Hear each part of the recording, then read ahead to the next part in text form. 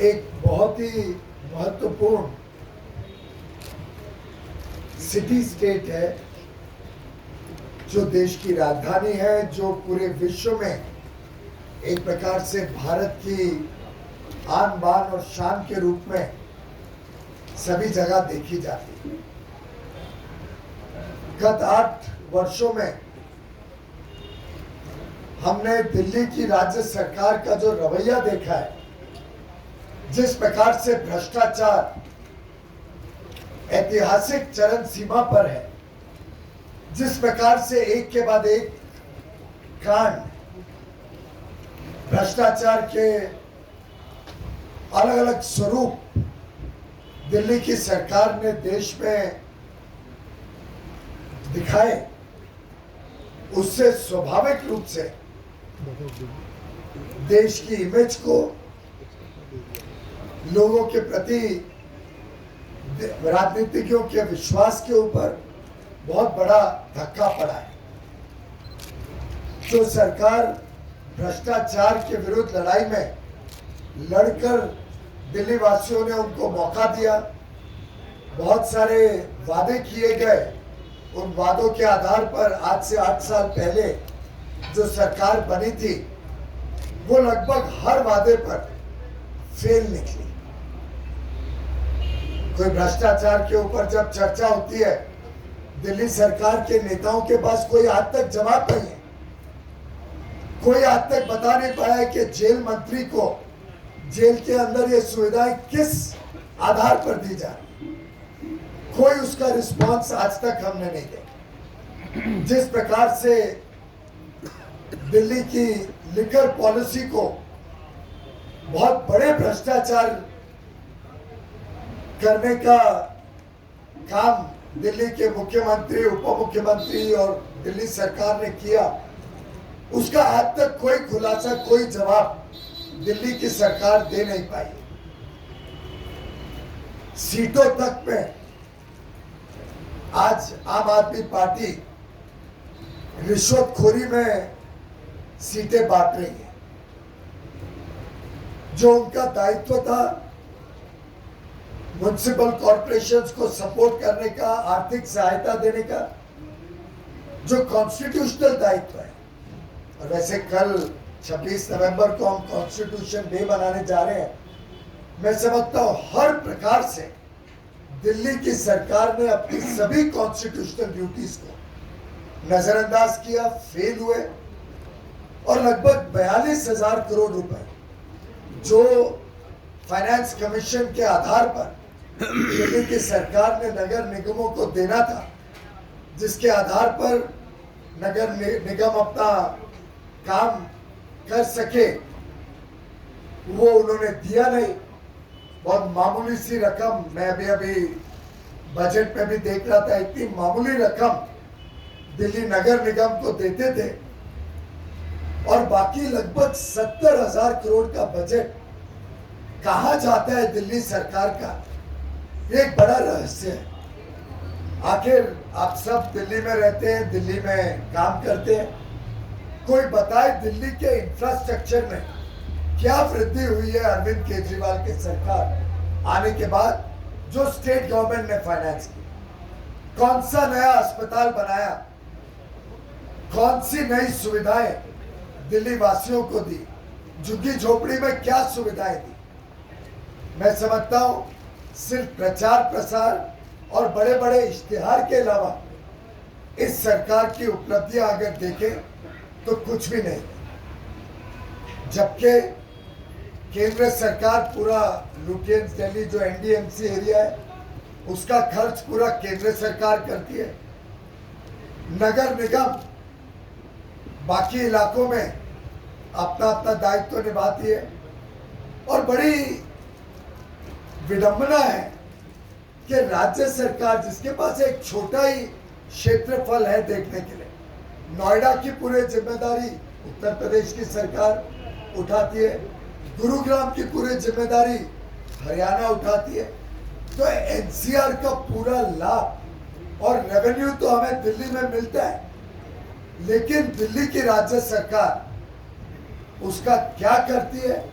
किस प्रकार से भ्रष्टाचार में लिप्त रहती है, किस प्रकार से उस पैसे का दुरुपयोग करती है, और फिर जब सवाल उठाए जाते हैं तो कोई सवाल का जवाब आज तक राज्य सरकार या उनके नेताओं ने नहीं दिया। मैं समझता हूं दिल्ली वासी त्रस्त है, पूरा पर्दाफाश हो गया है आम आदमी पार्टी का। विश्वासघात जो दिल्ली के जनता के साथ आम आदमी पार्टी ने किया, जिस प्रकार से लोगों को गुमराह करने की कोशिश की, अब दिल्ली की जनता भ्रमित नहीं होने वाली। दिल्ली की सरकार ने देखा है कैसे प्रधानमंत्री नरेंद्र मोदी जी के नेतृत्व में केंद्र सरकार दिल्ली की जरूरतों को भी पूरा करने के लिए आगे आई है। चाहे वो फ्लाईओवर बनाने की बात हो, चाहे कनेक्टिविटी सुधारने की बात हो, दिल्ली में बड़े पैमाने पे मेट्रो का विस्तार करना हो, हर एक चीज में केंद्र सरकार ने जो जवाबदारी राज्य सरकार की होनी चाहिए थी उसको उठाने का, उस बीड़ा को उठाने का काम किया है। नगर निगमों के साथ भी जो अन्याय की राजनीति राज्य सरकार ने की है उसकी मैं घोर निंदा करता हूं, और मैं समझता हूं कि दिल्ली वासी भी उसका जवाब आगे आने वाले चुनाव में भारतीय जनता पार्टी को बड़ी बहुमत के साथ नगर निगम में फिर एक बार इन 12 संकल्पों को पूरा करने के लिए, जो संकल्प हमारी सिद्धि है, जिन संकल्पों को पूरा करना हमारा धर्म है, हमारा दायित्व है, जिसके लिए हम दिन रात मेहनत करते हैं, जिसके लिए हम जवाबदेही खड़े उतरते हैं, ऐसी टीम को हमने आज जनता के समक्ष रखा है। अच्छे विश्वास करने लायक उम्मीदवार कॉरपोरेशन के चुनाव में बीजेपी ने उतारे हैं, बजाय के ऐसे उम्मीदवार जो रिश्वतखोरी करें या रिश्वत देके अपनी सीट लें, आम आदमी पार्टी का टिकट लें, ऐसे कैंडिडेट से मैं समझता हूं दिल्ली की जनता बचेगी और पूर्ण रूप से भारतीय जनता पार्टी की एक अच्छी स्वच्छ शासन को इस कॉरपोरेशन में मौका देगी। मैं समझता हूं जो अलग अलग वादे अलग अलग बजट में भी राज्य सरकार ने किए, उसका भी आज तक कोई खुलासा नहीं हुआ। जितना पैसा स्कूलों की शिक्षा में, स्कूलों के अपग्रेडेशन में प्रॉमिस किया गया था, वो देखने को तो मिलता नहीं है। 2-4 स्कूल को एक मॉडल बना के सैकड़ों करोड़ रुपए जो दिल्ली के बजट से गए हैं, उसका आज तक कोई खुलासा नहीं हुआ। मोहल्ला क्लिनिक के बड़े बड़े वादे किए गए थे, कहाँ है वो मोहल्ला क्लिनिक, कितने हैं, क्या व्यय हो रहा है, क्या खर्चा हो रहा है, उसका कोई अकाउंटेबिलिटी आम आदमी पार्टी की रही नहीं। मैं समझता हूं जो उनके दायित्व था कि मिल के केंद्र सरकार और कॉरपोरेशन के साथ दिल्ली की जनता की सेवा करें, दिल्ली में झुग्गी झोपड़ियों का पुनर्वास करें, दिल्ली में झुग्गी झोपड़ियों में आम सुविधाएं पहुंचाएं, उन सभी चीजों में आम आदमी पार्टी पूरी तरीके से फेल हुई है। एक भ्रष्टाचारी सरकार के अलावा आम आदमी पार्टी ने दिल्ली को कुछ नहीं दिया, और मुझे लगता है 4 तारीख को दिल्ली की जनता बड़े पैमाने पे बाहर उतरेगी, कमल के फूल को और भारतीय जनता पार्टी को अपना आशीर्वाद देगी, जिससे जो गलत गलत नीतियां आम आदमी पार्टी ने दिल्ली पे थोपी है, जिस प्रकार से बड़े पैमाने पे हजारों करोड़ का घोटाला और भ्रष्टाचार आम आदमी ने पार्टी ने किया है, जो अरविंद केजरीवाल ने किया है, जो मनीष सिसोदिया ने किया है, जो उनके अलग अलग मंत्री बड़ा बड़ा पैसे का घोटाला करके दिल्ली को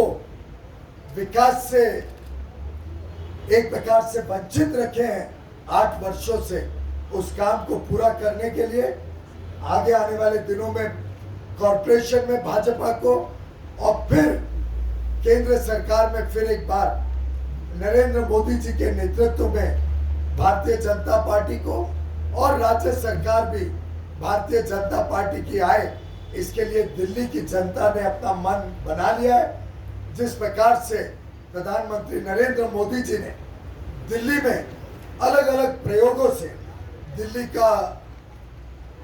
पूरा चित्र बदलने का काम किया। आज आप कर्तव्य पथ को देखिए, कैसे केंद्र सरकार ने पूरी दिल्ली को एक आइडेंटिटी दी। जिस प्रकार से अंडरपासेस और फ्लाईओवर्स का काम केंद्र सरकार अपने खर्चे पे कर रही है। अलग अलग योजनाओं से केंद्र सरकार दिल्ली में जो जनता की आशाएं अपेक्षाएं उसको पूरा करने के लिए काम कर रही है। जो वास्तव में राज्य सरकार का दायित्व था उसको भी केंद्र सरकार पूरा कर रही है। हमारा जो परफॉर्मेंस रहा नगर निगमों का, उसमें जो बाधाएं लाने की कोशिश की आम आदमी पार्टी ने, उसको भी हम पूरी तरीके से जवाब जनता देगी और आगे आने वाली 4 तारीख को इन संकल्पों के साथ भारतीय जनता पार्टी जनता के बीच में जाएगी और पुनः एक बार पूर्ण बहुमत के साथ जनता की सेवा करेगी, ऐसा हमारा पक्का विश्वास है। बहुत बहुत धन्यवाद। गोयल साहब एक सवाल, इम्पोर्टेंट सवाल ये है कि कांग्रेस आज प्रश्न नहीं एक धन्यवाद। वापस आएंगे इस पत्रकार वार्ता में उपस्थित सभी